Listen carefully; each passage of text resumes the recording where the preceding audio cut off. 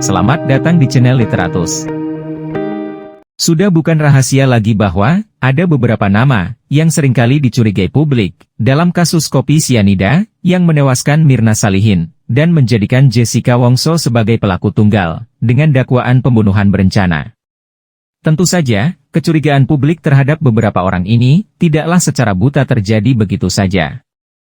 Adapun orang-orang yang dicurigai publik dalam kaitannya dengan kasus kopi sianida, yaitu Krishna Murthy selaku penyidik, Edi Darmawan selaku ayah korban, dan Profesor Edi Hyaryeb selaku ahli JPU.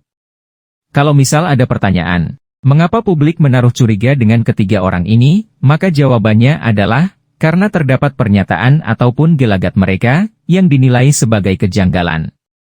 Inilah beberapa pernyataan dan kelakuan Krishna Murthy yang mencurigakan dalam kasus kopi sianida. Pertama, mengenai alat bukti untuk menetapkan Jessica sebagai tersangka. Menurut pasal 184 ayat 1 KUHP, seseorang dapat ditetapkan sebagai tersangka jika memenuhi syarat alat bukti yang sah, seperti keterangan saksi, keterangan ahli, surat, petunjuk, dan keterangan tersangka. Ketentuan pasal 1 angka 14 KUHP ini kemudian disempurnakan oleh MK melalui putusan MK nomor 21 tahun 2014. Bahwa seseorang dapat ditetapkan sebagai tersangka kalau sudah memenuhi minimal 2 alat bukti. Dalam keterangannya setelah menetapkan Jessica sebagai tersangka, Krishna Murthy menyebutkan bahwa satu alat bukti sebenarnya sudah memenuhi unsur menetapkan seseorang sebagai tersangka. Bahwa dalam melakukan penangkapan minimal satu alat bukti itu sudah bisa dipenuhi. Padahal, alat bukti ketika menetapkan Jessica sebagai tersangka tidaklah jelas. Sedotan alias pipet yang digadang-gadang bukti kunci, malah hilang ditelan bumi. Apakah pipet itu ada sekarang? Pipet tidak termasuk dalam barang bukti yang disita. Hilang yang mulia. Hilang. Begitu pula celana jeans Jessica, yang hilang ditelan bumi. Keterangan Krishna Murthy ke awak media, terkait alat bukti juga sangat memalukan. Bagaimana mungkin, satu bukti sudah dapat menetapkan seseorang sebagai tersangka? Sementara menurut pasal 184 ayat 1 KUHP, harus minimal 2 alat bukti. Hal seperti ini tidak dapat dipungkiri mendatangkan kecurigaan publik, karena penetapan Jessica sebagai tersangka sepertinya sangat dipaksakan. Kedua, soal celana Jessica yang hilang. Dalam keterangannya kepada awak media, Krishna Murthy menerangkan bahwa ada salah satu saksi yang memberikan keterangan bahwa Jessica membuang celana yang dipakainya di TKP. Ia juga menjelaskan bahwa penyidik sudah mencari celana tersebut, tapi tidak berhasil ditemukan. Salah satu saksi yang mengatakan yang bersangkutan diminta untuk membuang celana. Kami cari tempat sampah tidak ketemu, kita cari sampai ke pool sampah, kita obok-obok, tidak ketemu. Anehnya, saksi yang disebut Krishna Murthy ini tidak pernah muncul di persidangan. Kalau dicermati, saksi yang dimaksud adalah pembantu rumah tangga Jessica. Dan hingga persidangan usai, pembantu rumah tangga Jessica tidak pernah diperkenankan hadir di persidangan. Terkait celana jeans Jessica yang hilang, pada waktu itu menjadi perbincangan yang cukup menghebohkan publik. Tentu saja, Jessica dikutuk dan disumpah serapah. Namun demikian, yang paling aneh kalau dicermati ialah, mengapa bukti-bukti yang berkaitan dengan racun sianida, semuanya dinyatakan hilang. Bukti pipet hilang. Bukti celana juga hilang. Lalu, apa yang menjadi alat bukti? Jessica memasukkan racun ke kopi Mirna. Kalau dikatakan buktinya CCTV, maka perlu diingat bahwa CCTV itu adalah bukti petunjuk, bukan bukti langsung. Ketiga, soal pengakuan Jessica, yang dipaksa Krishna Murthy untuk mengaku. Dalam pembelaannya, Jessica menerangkan bahwa, ketika berada di sel khusus, ia didatangi Krishna Murthy dan diminta untuk mengakui bahwa, ia memang pelaku yang meracuni Mirna. Selain itu, Jessica juga menceritakan bahwa, kalau Jessica mengaku telah meracuni Mirna, maka Jessica akan dapat keringanan hukuman. Bahkan, Krishna Murthy menawarkan Jessica dengan hukuman ringan, yakni hanya penjara 7 tahun. Kalau kamu mengaku sekarang, kamu nggak akanlah dihukum mati. Seumur hidup juga saya nggak kasih. Paling cuma 7 tahun, lalu nanti dipotong-potong apa-apa, paling kamu sebentar lagi keluar. Ketika ini terjadi, yakni Jessica mengaku telah meracuni Mirna, maka tetap akan mendatangkan kontroversi, yakni pada waktu putusan hakim. Tidak mungkin, Jessica yang dituduh melakukan pembunuhan berencana, hanya dihukum 7 tahun. Sementara, pasal 140 KUHP mengatur bahwa hanya ada 3 bentuk hukuman dalam perkara pembunuhan berencana, yaitu hukuman mati, penjara seumur hidup, dan penjara 20 tahun. Terkait pengakuan Jessica, sudah dapat dipastikan bahwa memang benar demikian, karena hingga sekarang, Krishamurti tidak pernah menolak pengakuan Jessica tersebut. Inilah beberapa pernyataan dan kelakuan Edi Darmawan yang mencurigakan dalam kasus kopi sianida. Pertama, mengatakan Jessica terpaksa diserahkan ke jalur hukum karena tidak mengaku membunuh Mirna, anaknya.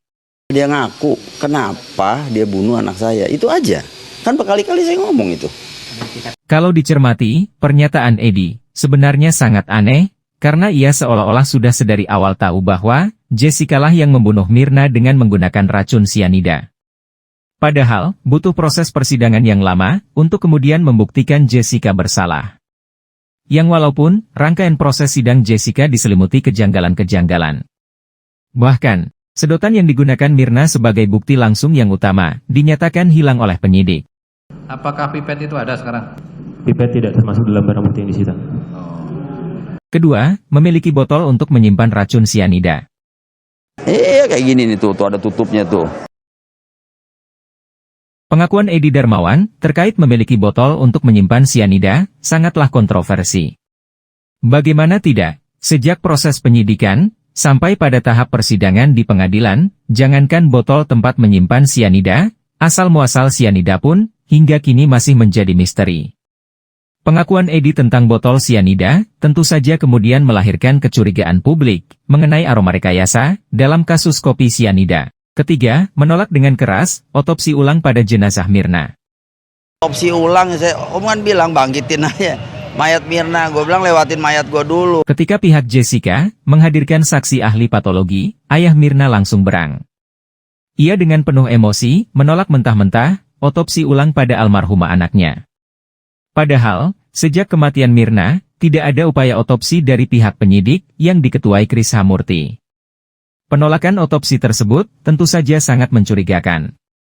Edi sepertinya sedang melakukan upaya menghalang-halangi penyidikan atau obstruction of justice. Keempat, memiliki rekening koran Rangga, salah satu pegawai Oliver. Ini rekening Rangga nih 2 bulan.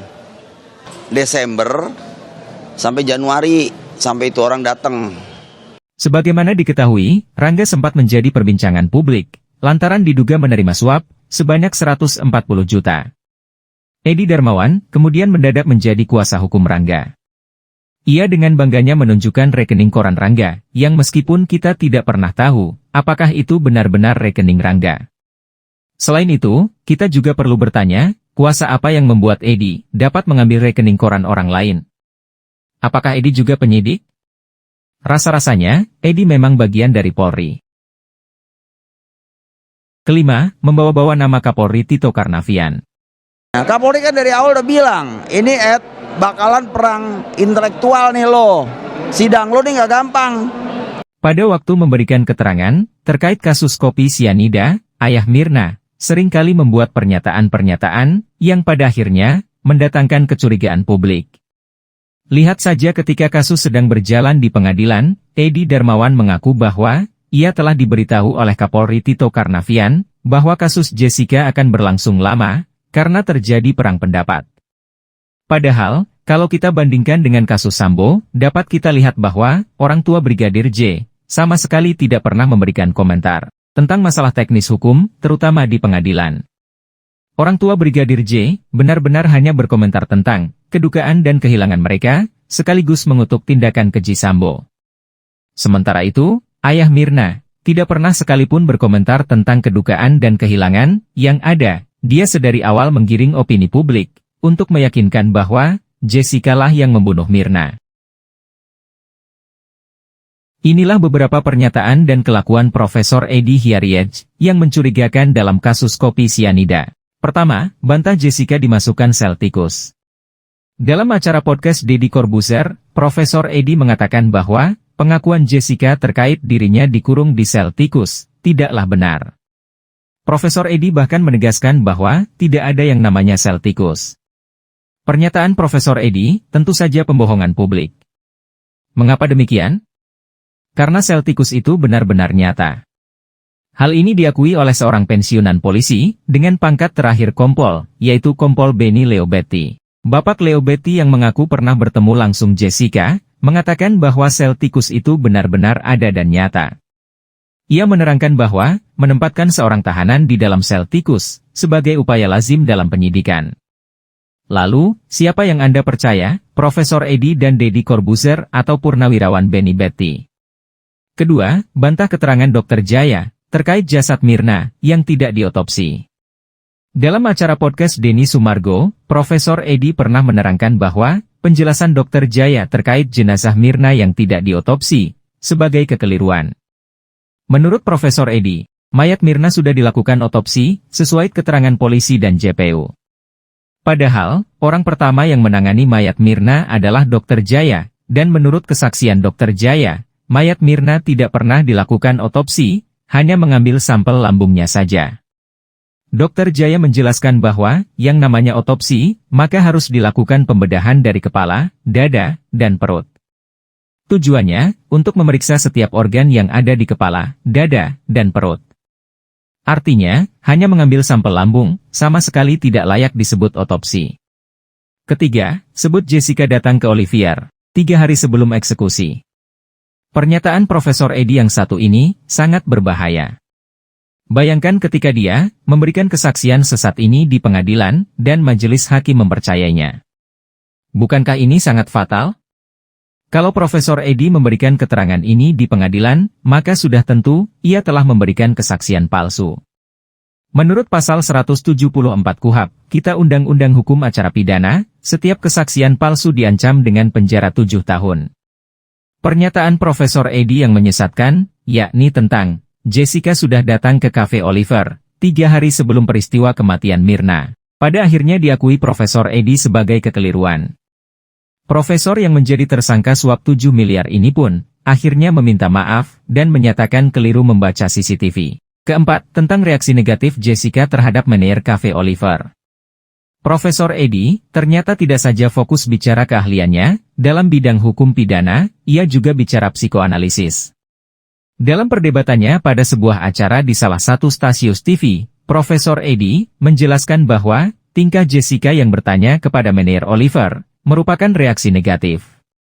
Menurut Profesor Edi, reaksi negatif Jessica menjadi salah satu indikasi bahwa memang Jessica lah orang yang menaruh racun pada kopi Mirna. Padahal, reaksi negatif ketika berhadapan dengan suatu masalah merupakan hal wajar. Lagi pula, dokter psikologi dari penyidik dan JPU menyatakan Jessica sehat secara psikologi. Kelima, menyatakan bahwa terlalu bodoh ketika kasus pembunuhan tanpa otopsi. Kalau dicermati, Profesor Edi menyampaikan suatu pernyataan yang dapat kita katakan pernyataan yang sifatnya self-evident atau pembenaran sendiri dari Profesor Edi. Sebagaimana kita ketahui bersama, mayat Mirna tidaklah pernah dilakukan otopsi, sebagaimana yang sesuai dengan prosedur otopsi yang valid dan benar. Jasad Mirna tidak pernah dibedah secara keseluruhan atau otopsi, melainkan hanya ambil sampel cairan lambungnya saja. Ini artinya, ketika Profesor Edi katakan bahwa terlalu bodoh ketika peristiwa pembunuhan tidak dilakukan otopsi, maka disinilah kita pahami bahwa Profesor Edi terlalu buta melihat kasus ini. Profesor korup ini lebih percaya dengan akal-akalan busuk penyidik yang mengatakan mengambil sampel lambung saja sudah dapat dikatakan sebagai otopsi. Padahal, nyata-nyata secara forensik itu bukanlah otopsi. Keenam, mengatakan kalau bukan Jessica, apakah hantu? Pernyataan Profesor Edi yang satu ini sangat-sangat fatal dan berbahaya. Bagaimana mungkin seorang saksi ahli menghakimi seseorang dengan begitu buta? Padahal, proses persidangan Jessica yang amat rumit dan menyita waktu, tidak pernah mampu membuktikan bahwa Jessica memang benar-benar orang yang telah meracuni sahabatnya Mirna. Pernyataan Profesor Edi yang berdasarkan gerak-gerik Jessica di lokasi ini terlalu bersifat menghakimi. Padahal, Profesor Edi tidak memiliki hak untuk memberi penghakiman seperti itu. Lagi pula, Profesor Edi seharusnya hanya berfokus pada urusan hukum pidana, sesuai keahliannya, bukan menjadi ahli di segala bidang.